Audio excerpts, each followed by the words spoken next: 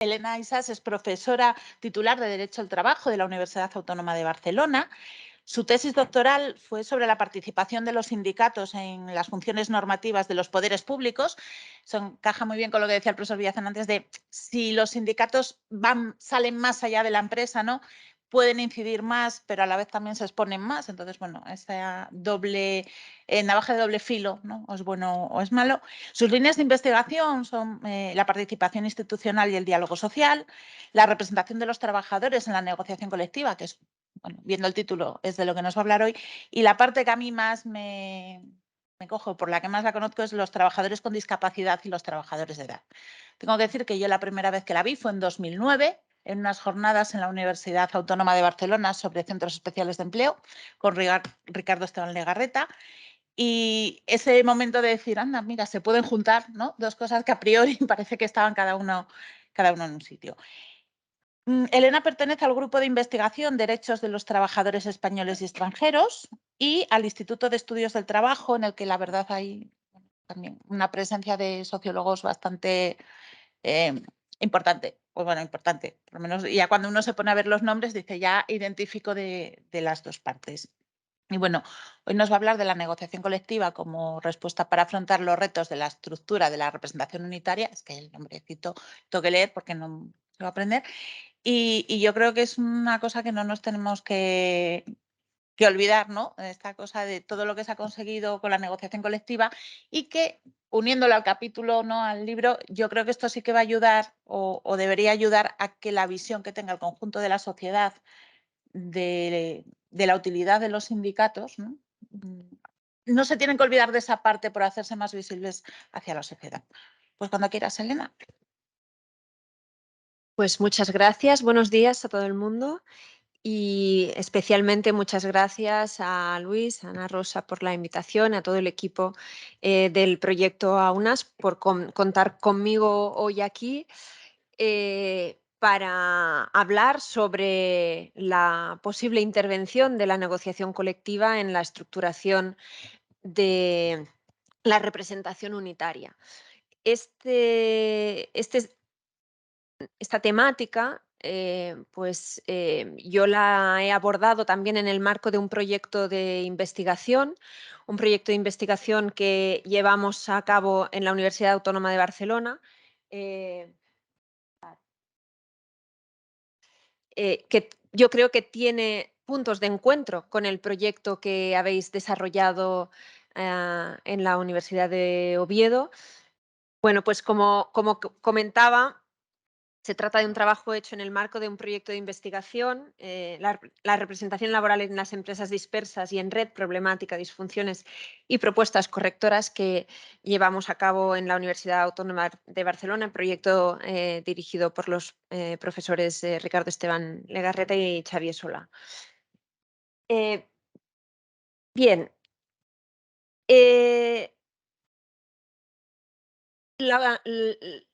La cuestión que voy a exponer parte de una constatación previa y que no es otra que la inadaptación del marco regulatorio establecido por los artículos 62 y 63 del Estatuto de los Trabajadores, inadaptación a la realidad de la estructura empresarial, de la estructura productiva.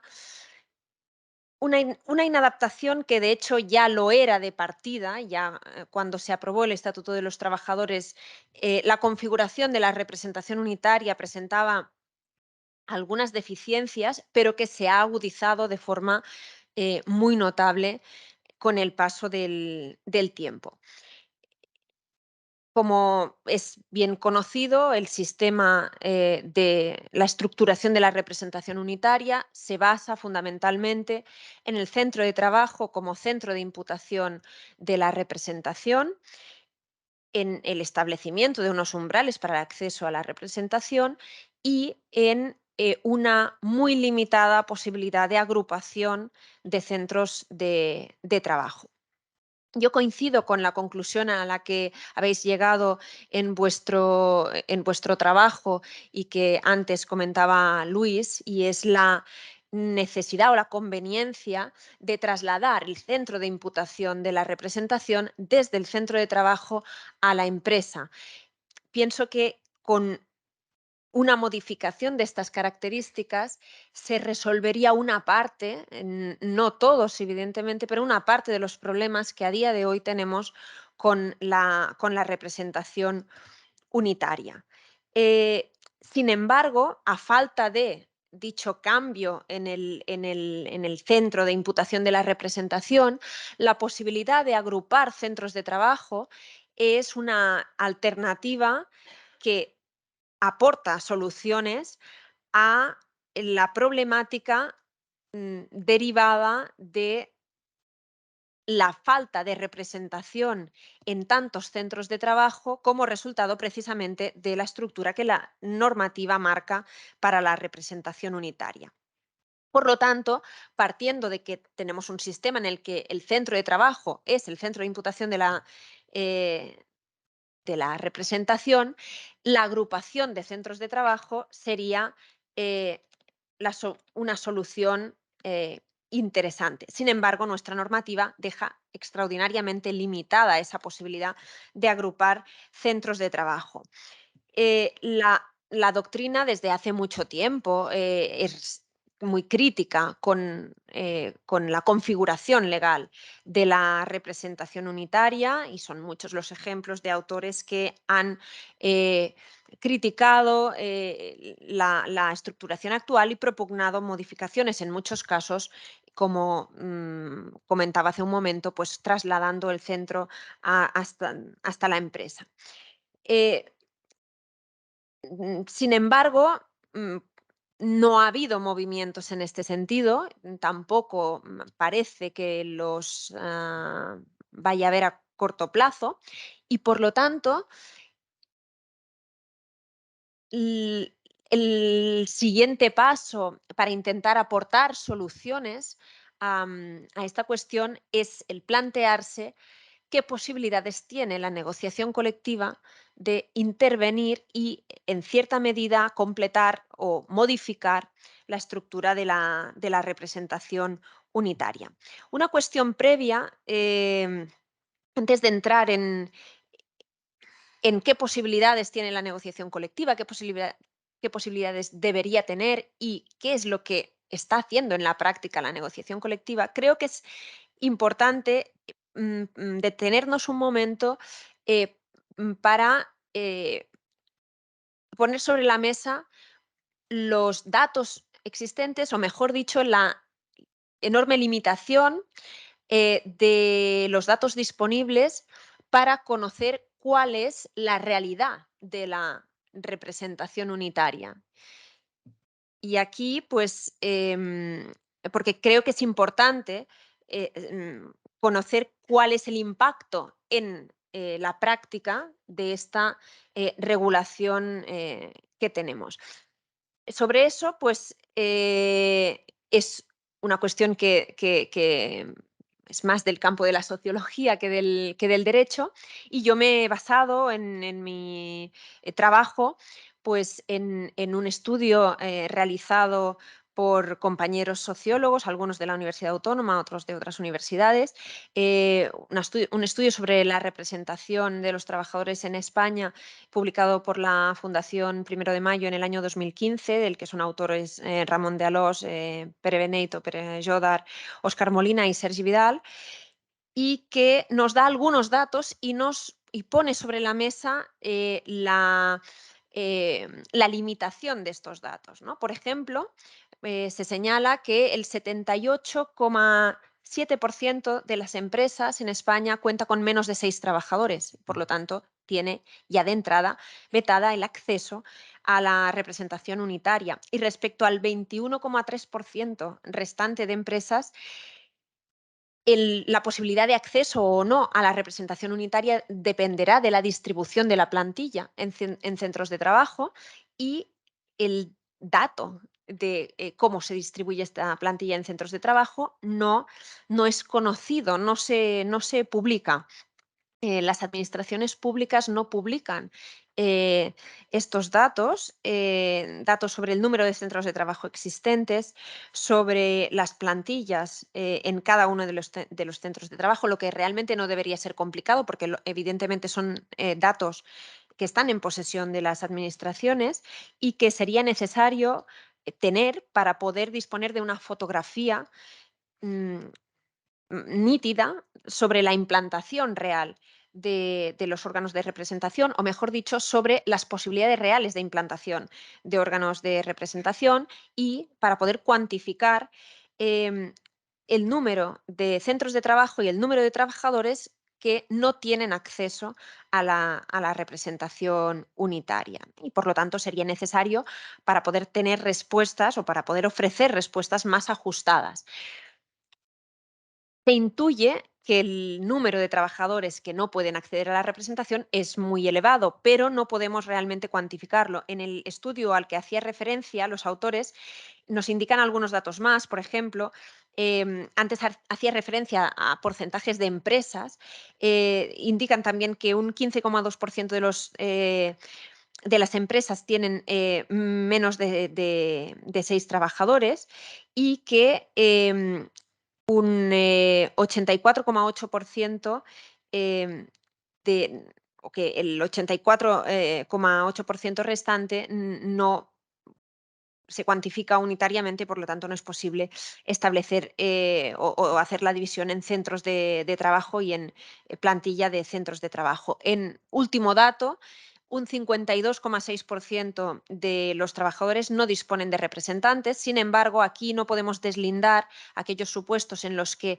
eh, podría se podrían celebrar elecciones a representantes de los trabajadores y por motivos diversos no se celebran, y aquellos casos en los que no hay la posibilidad de realizar dichas elecciones. Por lo tanto, partimos de unos datos muy poco ajustados y yo la verdad es que busqué mucho cuando realicé este estudio y no conseguí aproximar más.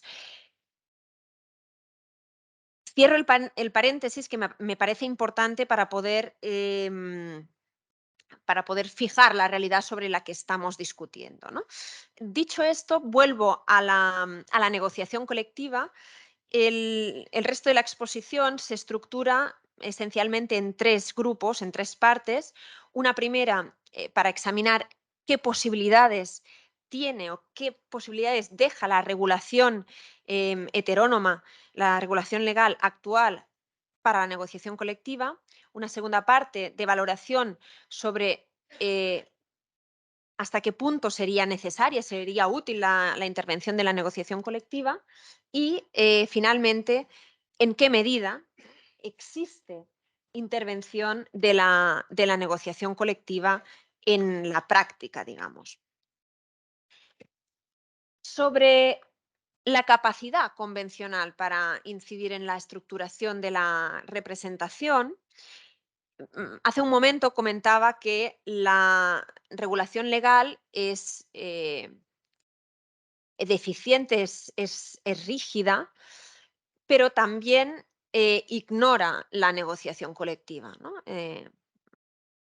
Añadir en este punto que no hay ningún tipo de promoción convencional por parte de la norma, a diferencia de lo que ocurre en otros países y que comentaré un poco más tarde. Y por lo tanto, este es un primer punto que creo que debe subrayarse. Por descontado, que no exista una mención explícita, que no haya una promoción convencional, no significa por sí mismo que no pueda haber intervención de la negociación colectiva. Sin embargo, sobre este aspecto hay una controversia importante, hay posturas contrapuestas. Mayoritariamente, yo creo que se puede afirmar que mayoritariamente se entiende que la negociación colectiva no puede intervenir en la estructuración de la representación unitaria, aunque también hay voces que abogan por dicha posibilidad, aunque pues con algunas limitaciones. Yo creo que para poder valorar y para poder llegar a algún tipo de conclusión sobre si la negociación colectiva puede o no puede intervenir en la estructuración de la representación unitaria, hay distintos elementos a tener en cuenta. El primero, sin duda, es la discusión sobre la imperatividad del artículo 62 y 63 del Estatuto de los Trabajadores a raíz de la interpretación que el Tribunal Supremo ha hecho de los artículos 62 y 63. En este sentido, pues cabe mencionar dos sentencias, las sentencias de 31 de enero de 2001 y de 19 de marzo también de 2001, en las que el Tribunal Supremo afirma con absoluta rotundidad que el ámbito de constitución de la representación unitaria no es disponible para las partes. A partir de aquí, se ha deducido y se alegan estas sentencias del Tribunal Supremo con frecuencia para afirmar que la negociación colectiva no puede realizar esta intervención. Yo creo que analizando con detalle las sentencias, se puede ver que el Tribunal Supremo en todo momento analiza la cuestión desde el punto de vista de los márgenes interpretativos de la propia norma. Y concluye que la redacción de los artículos 62 y 63 impide que se promuevan elecciones, sin más, de tal forma que se modifiquen los márgenes o se modifiquen los parámetros de los artículos 62 y 63. Es decir, que los sindicatos en la promoción de elecciones no pueden alterar estos márgenes que quedan recogidos de forma mm, reduccionista y limitada en los artículos 62 y 63. Pero creo que ello no debería llevar a concluir de forma automática, de forma necesaria, que la negociación colectiva estatutaria no pueda realizar esta disposición. Porque en realidad, como decía, del análisis de las sentencias se puede ver que el Tribunal Supremo en ningún momento utiliza la noción de norma imperativa o de norma de derecho necesario absoluto y en algún supuesto en el que habla de imperatividad o de norma que no es optativa, por ejemplo, lo hace en la sentencia de 20 de febrero de 2008, en algún pasaje dice el precepto es imperativo o la norma es de necesaria observancia.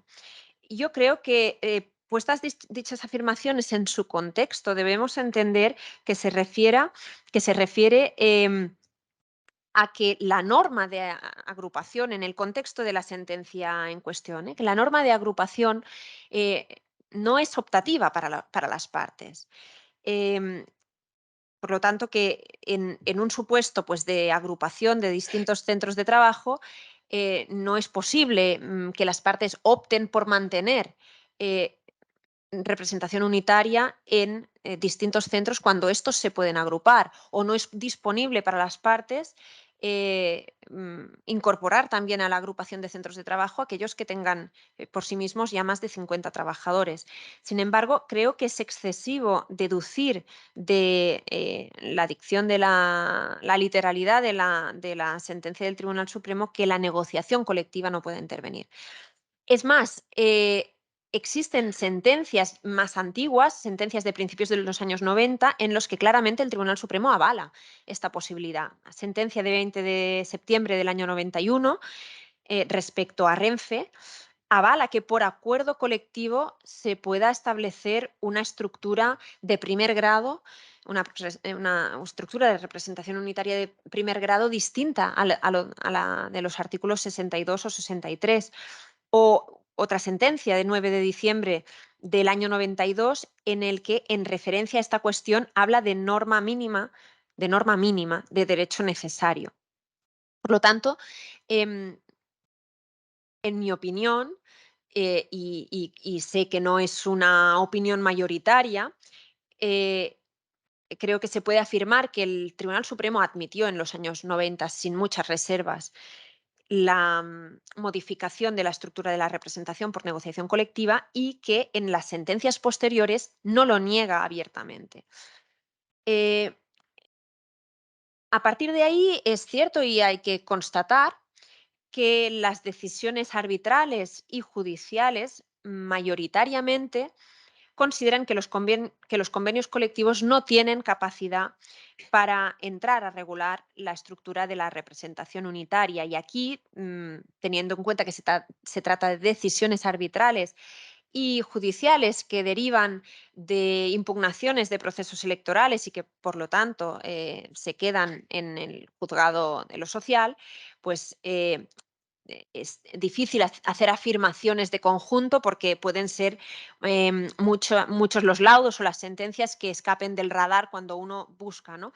En esta materia, pero creo que sí se puede afirmar que mayoritariamente esa es la respuesta que se da tanto a nivel arbitral como de los tribunales.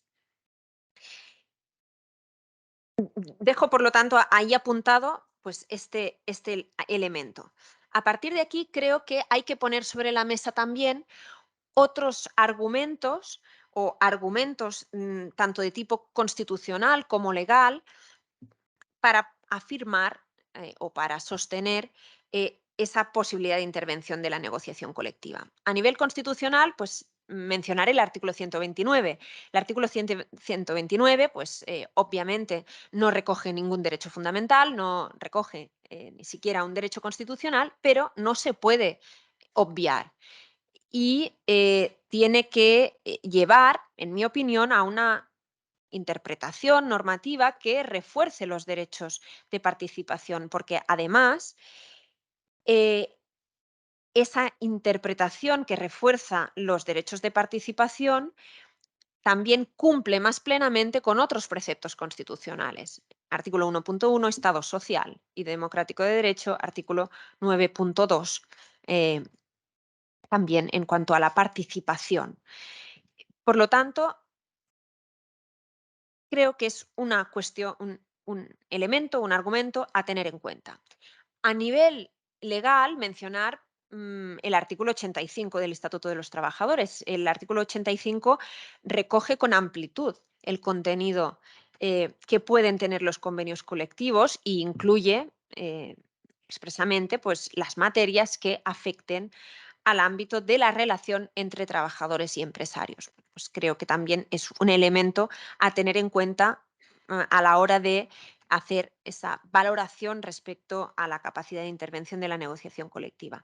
Luego, otra cuestión, si se quiere, más secundaria, pero que, bueno, yo pienso que suma argumentos, es también la intervención que hace el reglamento electoral, ciertamente en un ámbito muy concreto, como es el de la flota pesquera y la marina mercante, es un ámbito muy concreto que además tiene una particularidad respecto a la definición de centro de trabajo, lo que está estrechamente, muy estrechamente vinculado con la cuestión que estamos tratando, pero ahí hay una modificación de la estructura de la representación unitaria y, por lo tanto, a partir de ahí, bueno, pues creo que se puede cuestionar esa tan absoluta imperatividad de los artículos 62 y 63 cuando para un ámbito concreto se permite que el reglamento electoral lo modifique, ¿no? Y luego también, bueno, si se quiere añadir, la formulación imperativa de los artículos 62 y 63, ¿no? La redacción imperativa, es común con muchos otros artículos del Estatuto de los Trabajadores, de los que no se cuestiona que sean norma de derecho necesario relativo. Por lo tanto, bueno, creo que también es una cuestión que se puede tener en cuenta. Luego, otro argumento, otra cuestión a poner sobre la mesa es la regulación sobre las unidades electorales en las administraciones públicas, que por descontado tienen una regulación al margen del Estatuto de los Trabajadores, pero creo que es algo también a tener en cuenta, sobre todo por lo que diré a continuación. Dado que en las administraciones públicas, ya dejando de lado los funcionarios y centrándonos en el personal laboral, se establece una definición de centro de trabajo que aleja la estructura representativa finalmente, o el resultado, mejor dicho, el resultado de la aplicación de esta estructura representativa respecto al resultado que da la aplicación de los artículos 62 y 63 del Estatuto.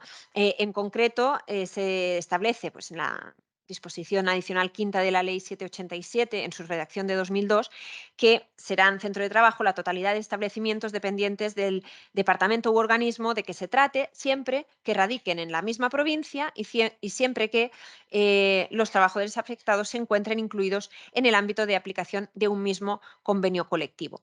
Eso lleva a centros de trabajo más amplios, digamos, y por lo tanto a una mayor posibilidad de escoger representantes de los trabajadores, aunque también tiene el efecto que al establecer menos centros de trabajo, eso también tiene una repercusión en el número final de representantes que se escogen. Se pueden escoger más fácilmente representantes, pero se acaban escogiendo menos, en volumen, menos representantes. ¿Por qué menciono esta cuestión? Pues porque creo que debemos preguntarnos por qué razón existen tantas reticencias a aceptar la negociación colectiva como instrumento para moldear la representación unitaria. Y creo que la respuesta que yo encuentro a esta duda es por la incidencia que la estructura de la representación unitaria tiene en el cómputo de representatividad. Y por lo tanto, pienso que estos elementos que he puesto sobre la mesa son relevantes porque tienen una incidencia en el resultado del cómputo de la representatividad finalmente, ¿no? Creo que también hay algún otro elemento. Por ejemplo, en la Ley de Prevención de Riesgos Laborales, pues se deja mucho mayor margen de flexibilidad para el establecimiento pues, de los delegados de prevención para modificar a través de la negociación colectiva pues, la estructura de delegados de prevención. eh, Pienso que se puede explicar porque no tiene incidencia, ¿no? En el cómputo de representatividad y, por lo tanto, inevitablemente, si este es el motivo por el que son tantas las reticencias a admitir la intervención de la negociación colectiva, es inevitable que nos planteemos si está justificado que en aras a el mantenimiento de, digamos, la objetividad o en principio objetividad de la medición de la representatividad se afecte de forma muy seria a la posibilidad de escoger finalmente representantes de los trabajadores en tantos y tantos centros de trabajo. Mi respuesta es que no. Pienso que la medición de la representatividad se viene alterada por muchos elementos. Las propias limitaciones de la estructura de la representación unitaria son un elemento importantísimo de limitación a esa objetividad del cómputo de representatividad, puesto que dejan fuera de la posibilidad de elección y por lo tanto de la capacidad de computar el voto de un gran número de trabajadores y trabajadoras, porque, como acabo de comentar, en las administraciones públicas se establece una estructura distinta y que, por lo tanto, pues mm, ya, ya establece pues, ámbitos en los que digamos, que no todos los votos pues, valen de la misma forma, por decirlo de alguna manera, ¿no? Eh, y también hay otros elementos, ¿no? En el propio sistema de representatividad que hace que con todas las virtudes que este tiene, pues no deje de haber distorsiones importantes en este cómputo. Y por lo tanto, pienso que si la razón por la que no debe poder intervenir la negociación colectiva es por el cómputo de representatividad, pues es un precio muy alto el que se paga para un beneficio escaso, puesto que ciertamente el permitir la intervención de la negociación colectiva alteraría ese cómputo de representatividad, pero, pues como decía, lo alteran ya otros elementos a día de hoy. Otra cuestión, otro debate sería si en caso de admitirse la intervención de la negociación colectiva, deberían computarse a efectos de representatividad los representantes escogidos en ámbitos que no derivan de la regulación legal. Pero bueno, este es un debate en el que también se puede entrar por razones de tiempo, pues lo dejo simplemente apuntado. En definitiva, mm, mi conclusión es que la negociación colectiva, que hay márgenes, aunque muy estrechos, pero hay márgenes para que podamos sostener que con la regulación actual la negociación colectiva puede intervenir. La siguiente cuestión, la siguiente cuestión es valorar la conveniencia de la intervención de la negociación colectiva. Yo creo que con lo que se ha dicho hasta ahora, pues ya está clara, ¿no? ¿Cuál será la respuesta a esta pregunta? Eh, la intervención de la negociación colectiva permitiría de forma muy clara una mejora de la cobertura representativa, permitiendo la elección de representantes en centros de trabajo, o mejor dicho, permitiendo la participación de trabajadores y trabajadoras que ahora mismo no tienen la posibilidad de elegir representantes en la elección de dichos representantes. Pero no solo eso, sino que también permitiría configurar un sistema más flexible que evite también desencajes entre los ámbitos de representación y los ámbitos de toma de decisiones en el ámbito empresarial y, por lo tanto, ajustar mejor también el nivel de representación al nivel en el cual la contraparte tiene capacidad de decisión en el seno de la empresa.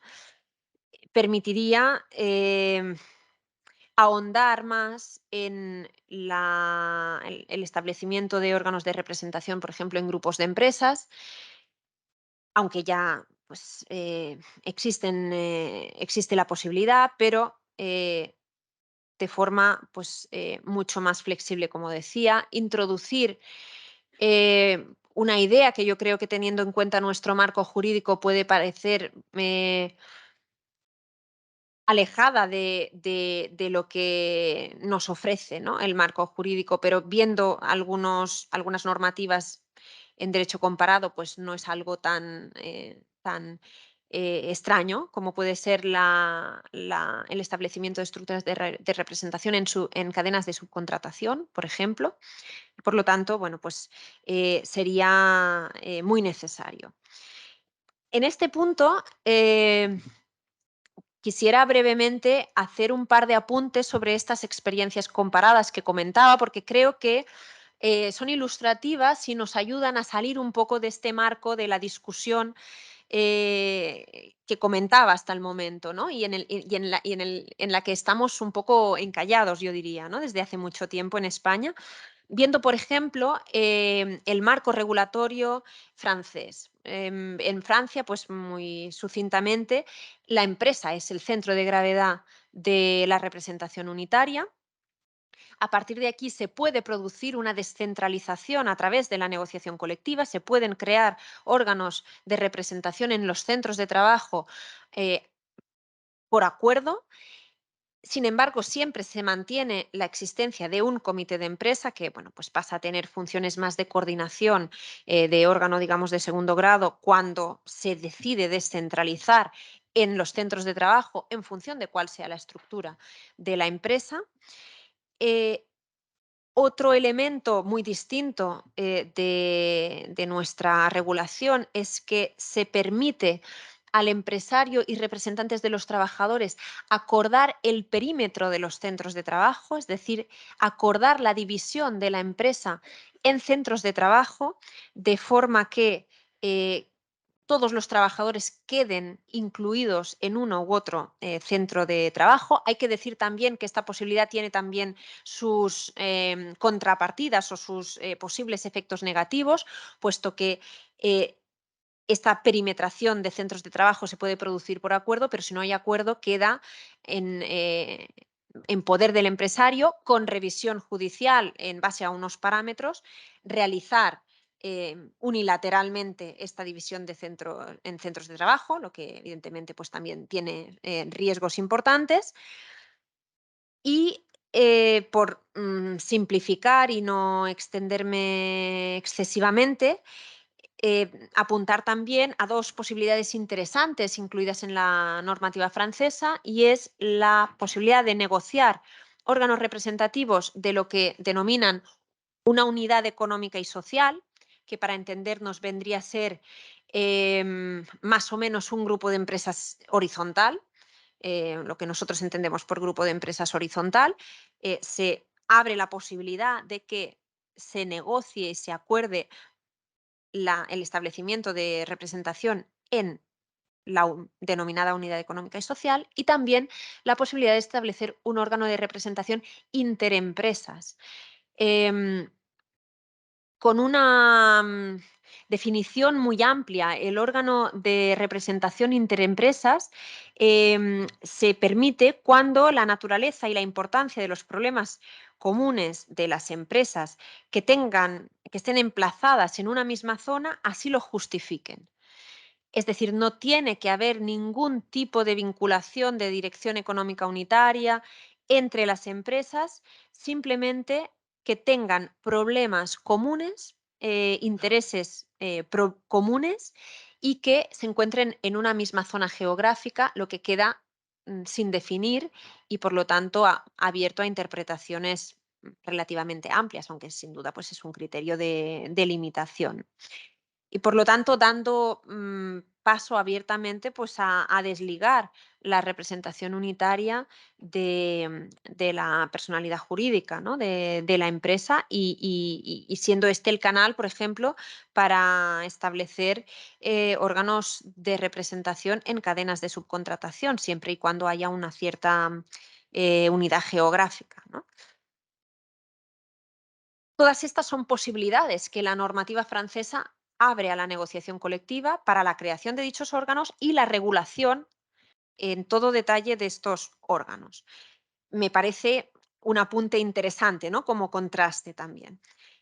Para tomar otro ejemplo, pues en el caso de Alemania se mantiene, como en el caso de España, el centro de trabajo como centro de imputación de la representación, pero se flexibiliza de forma muy importante a través de la negociación colectiva, y se permite, pues, como decía, con mucha flexibilidad el establecimiento de comités conjuntos de distintos centros de trabajo, comités de grupo, y incluso habla la normativa alemana de otras estructuras de representación sin mayor concreción, lo que, bueno, sin duda, pues les da lugar a muchas dudas interpretativas, pero bueno, también pues para contrastar con otro ejemplo en el que la estructuración legal es más próxima a la nuestra, pero eh, pues abre de forma mucho más notable la puerta a la negociación colectiva. No sé cómo voy de tiempo, porque con los líos del principio me he despistado un poco. Bueno, si me comentáis si me excedo. Bien, por lo tanto, sentadas en las bases de qué es lo que nos permite, ¿no? La normativa actual, cuáles serían los beneficios de permitir la intervención de la negociación colectiva, y pues abrir un poco el foco y ver alguna, aunque sea muy rápidamente, alguna experiencia comparada. El siguiente punto eh, es el saltar, digamos, a la práctica, ¿no? Y ver qué es lo que realmente está haciendo o ha estado haciendo la negociación colectiva en relación a la estructura de la representación unitaria. ¿Interviene? ¿No interviene? ¿En qué medida?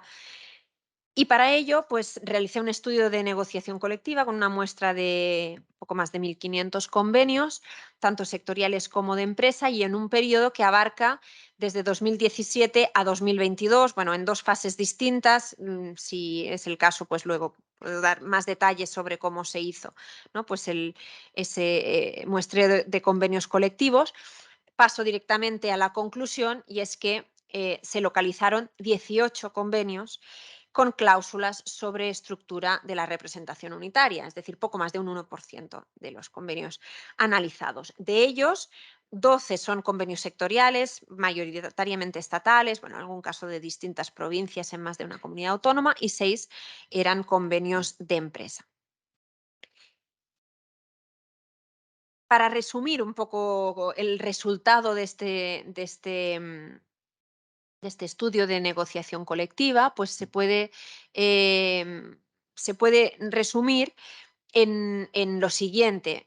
En la mayoría de los casos, los pocos convenios que intervienen lo hacen para agrupar centros de trabajo con un criterio distinto al establecido en el Estatuto de los Trabajadores.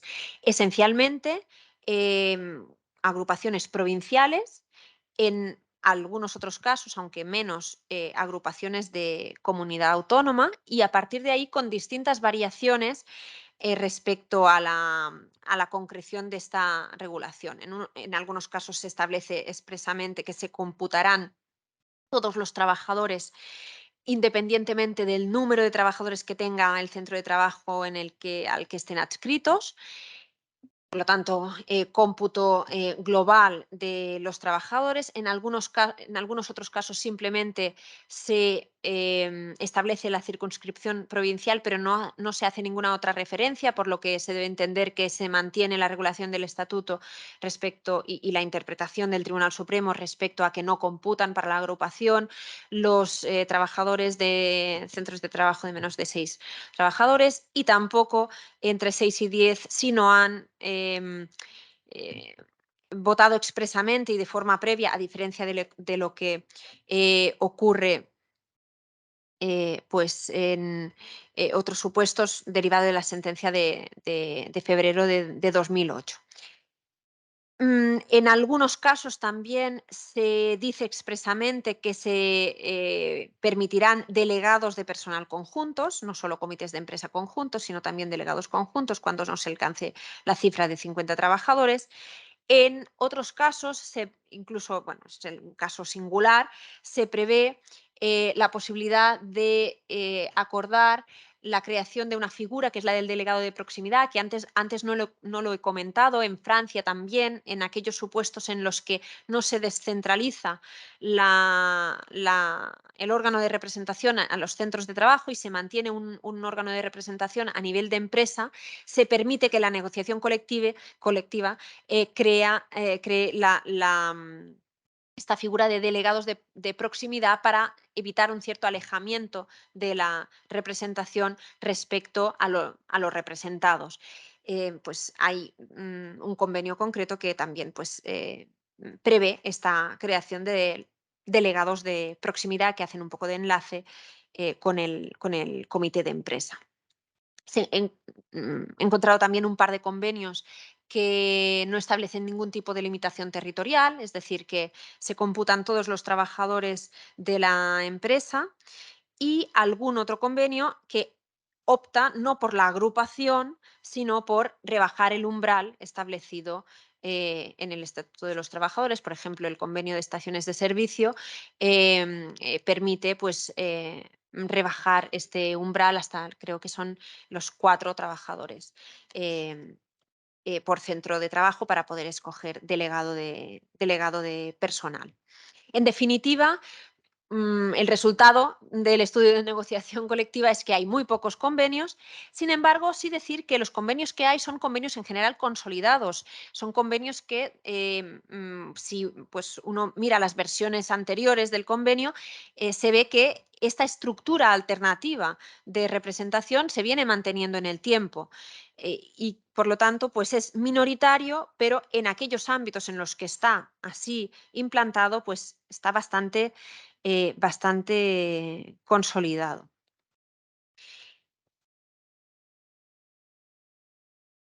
ya empiezo a finalizar, eh, pues constatando que estamos ante una cuestión de forma evidente no resuelta, pendiente de resolución, necesitada de una resolución.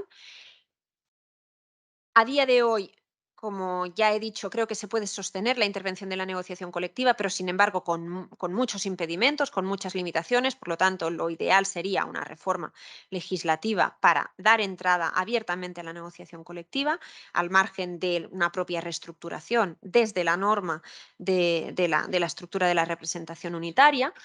Em, Creo que posiblemente el hecho de que haya pocos convenios que recojan estructuras alternativas se debe o se puede deber a esta inseguridad jurídica en torno a la cuestión, ¿no? Como ya he comentado, realmente hay muy pocas impugnaciones de convenio colectivo y lo que encontramos más frecuentemente pues son impugnaciones de preavisos de procesos electorales, que es cuando se afirma, ¿no?, la no posibilidad de la negociación en base a convenios que lo prevén y es cuando se afirma la no posibilidad de la negociación colectiva de intervenir, lo que sin duda pues genera inseguridad jurídica. Hay también laudos y sentencias que sí permiten esta intervención o sí avalan esta intervención de la negociación colectiva y por lo tanto, pues este es el estado de la cuestión. Eh, una cuestión que yo me planteé a raíz de esta conclusión era si en la práctica no se estaría buscando alguna fórmula alternativa para intentar extender la representación, para dar soluciones a la falta de representación para muchos trabajadores y trabajadoras. Y ahí, pues, pude constatar cómo, eh, por ejemplo, en la provincia de Barcelona, supongo que sucede parecido en otros ámbitos territoriales, lo que los sindicatos están intentando hacer en los últimos tiempos es em, extender el ámbito de representación, extender los ámbitos en los que se escoge representación a través de intentar, de alguna forma, perimetrar de forma distinta el centro de trabajo, intentar incluir distintas unidades productivas como un único centro de trabajo.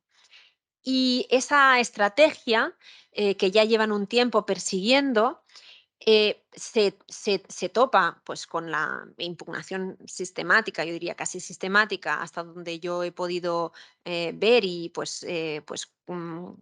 hablándolo con eh, representantes sindicales, es una oposición casi sistemática de las empresas y con muchas denegaciones en el ámbito arbitral, pero también empiezan a haber, o ya hay algunos laudos y también algunas sentencias que avalan una interpretación un poco más amplia del centro de trabajo, que por descontado pues ya queda establecido por la jurisprudencia que es intangible para las partes, pero sin embargo la propia definición del artículo 1.5 del Estatuto de los Trabajadores no es tan no es tan cerrada, no es tan incontestable como para que no haya en la práctica márgenes interpretativos. Y ahí pues encontramos ejemplos, sobre todo en el ámbito del comercio, de pues, empresas en las que lo que se hace es promover elecciones sindicales para un número o todas las tiendas de la provincia. Y hay algunos casos en los que pues, la estrategia ha sido exitosa y se ha permitido la consideración de que todas las tiendas de la provincia eh, se considere que forman un único centro de trabajo, evidentemente en función de cómo se estructure la empresa, ¿no? Eh, por lo tanto, caso por caso, pero hay bueno, una vía por la que se está intentando transitar eh, como consecuencia de las dificultades de la negociación colectiva. Por lo tanto, y ahora ya sí acabo, eh, pienso que este es un tema que hay que resolver. Los retos a afrontar son muchos. La representación la infrarrepresentación, por descontado, pero también la eficacia, la necesidad de moldear y de flexibilizar la representación de los trabajadores para amoldarse mejor a las realidades empresariales. Y por lo tanto, pues hasta aquí pues, las conclusiones que yo he podido extraer pues, del estudio de esta temática y pues quedo a su disposición para cualquier duda o comentario. Muchas gracias.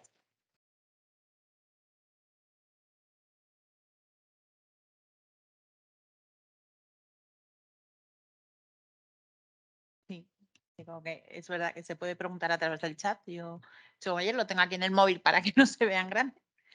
Pero bueno, ¿preguntas en la sala? Vamos a hacer al revés. Vamos a intentar empezar por el fondo, porque ya hemos visto la experiencia de ayer. Si empezamos adelante, no. Todo clarísimo, todo muy. ¿No os ha llamado nada la atención? Pues nada, sí.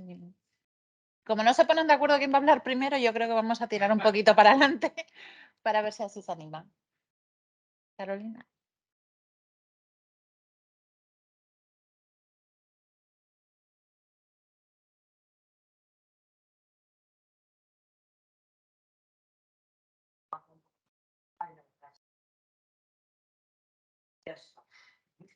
Detrás de la negociación colectiva y dentro y en medio y alrededor. Yo solamente, aparte de esta, bueno, me llevo en Nazar y Alnet a todos estos trabajos sobre la materia, sobre la que estoy dando vueltas, ¿no? Te iba a hacer una pregunta, al hilo, la tenía apuntada, pero has dicho una cosa que confirma que era una buena idea, ¿no? Darle vueltas a ese asunto. ¿Han pasado el filtro del control de legalidad todos estos convenios colectivos? ¿Cómo ha podido ser eso?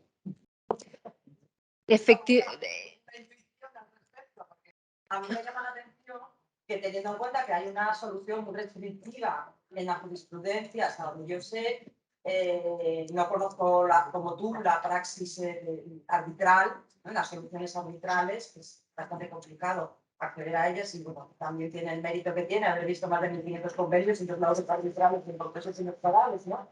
Pero es que me extraña tanto. Sí, voy con.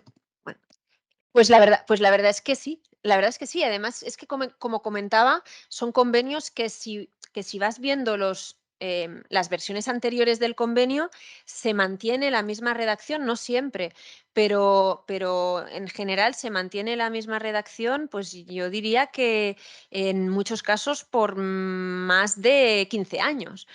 Por lo tanto, pues efectivamente han pasado el filtro de legalidad. Gracias por la información.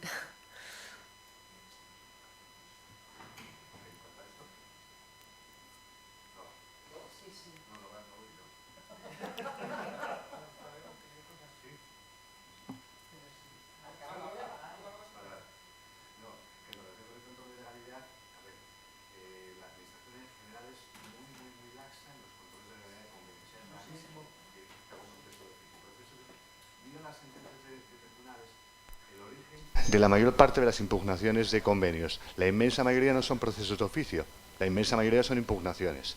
Eso es significativo, es decir, incluso convenios que los tribunales anulan, cláusulas que han pasado el control previo de legalidad de la administración. Eso no es indicativo de nada. A ver, o poco, ¿sí? Bueno.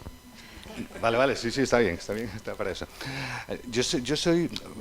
Comparto tu opinión de la conveniencia, ¿no? De revisar las estructuras de representación para evitar infrarrepresentaciones, donde son necesarias, porque en mini empresas yo no sé si es realmente necesario, pero yo no creo que los convenios colectivos puedan hacerlo. La representación legal es la que es. Sí pueden utilizar otras alternativas, por supuesto, sí son perfectamente libres, igual que de hacer delegados sindicales que no son del DIE de la LOLS, pueden hacer otros. Claro que sí, pueden hacer las estructuras representativas las que quieran, pero con el valor privado convencional, no con el valor legal, entiendo yo.